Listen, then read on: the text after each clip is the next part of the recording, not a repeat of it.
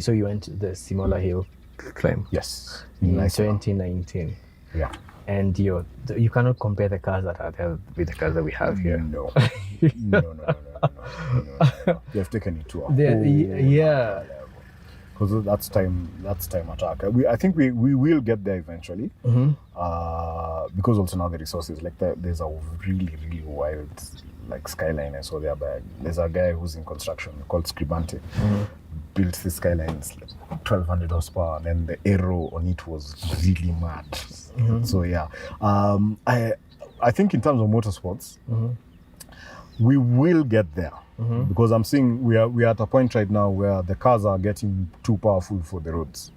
So we need to now start having purpose-built tracks for people to now get the full. For people to explore the full capabilities of their vehicles at the moment. Because like we are beginning to see like at some of these events like Masinga TT, that a lot of the competitors are saying now that the surface of the road that they are racing on now is becoming a challenge. So it's no longer about just how powerful the car is, because now you need a properly prepared surface now. Yeah. And then, like I keep saying, safety. Yeah, so making sure that the spectators are safe, making sure that the drivers are safe. And then because a tarmac race is basically, if you were to draw a hierarchy, would be at the bottom of the hierarchy. And I think like one of the challenges we have in Kenya when it comes to motorsports is we are expecting people basically to go from kindergarten to PhD. So there's not too much going on in between. Okay. So there's a lot of activity at the bottom, there's a lot of activity at the top. You have rallycross, you have rally raid, you have the rally, WRC itself. And then, nothing in between. And then now guys doing tarmac races. Yeah. So I think in terms of development, it would be really good to try and see what we can do to bridge that gap.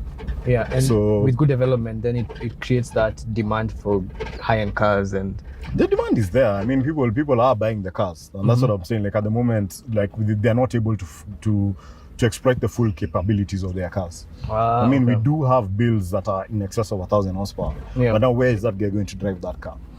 That's the thing. So most of the time, it's now you do a Masinga TT, it's a TT type things. But now I think we're at a point where we need a proper racing track, if I could put it, to allow people now to first practice, and then also now to fully appreciate the capabilities of their cars.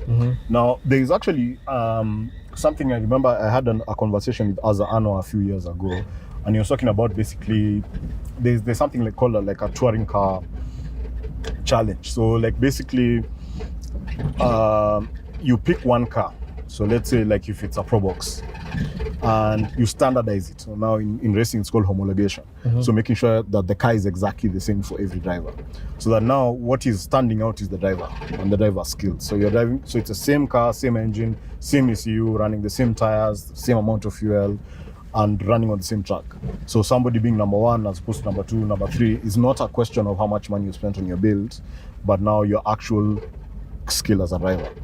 And like I'm saying, the problem with not having a middle is that you're not able to track somebody's progression from, let's say, karting to driving on tarmac to driving in a championship like that, so that now you can trace that person's growth over time, and then that person now can start maybe like attracting sponsors, attracting a fan base, and things of the like now.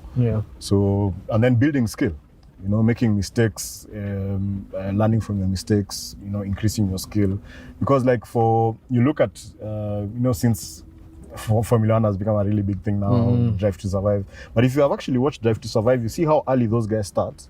Then you realize now we actually do need to have that on ramp before somebody is going to be driving at that level. They need to start really early. They start with what are they called? Karting, go-karts. So I'm happy at least we have more of those tracks available, and I think we need even more. And I think a lot of people, like I said earlier now with regard to car safety, I think a lot of people who you think you know how to drive, you actually need to go way back and drive a kart, so that you can understand how to brake in a corner, how to manage the weight in your car when you're driving at speed. A lot of those things you really shouldn't be finding out on a public road. So I think it really would be very beneficial for anybody. It doesn't matter how good you think you are at driving.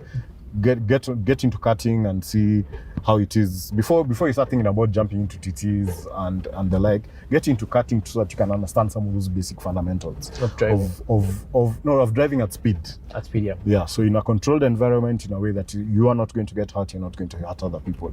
Yeah. Because I 100% can assure you that the skills you're going to learn in the kart will make you be able to drive faster in your car. In a car. Yeah, faster and safely. Yeah.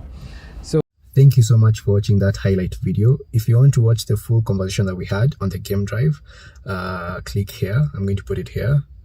Don't forget to like the video, comment, subscribe if you haven't already, or even share with anyone who would be interested in this conversation. It helps my channel and it helps me make more videos like this. Asante. Bye.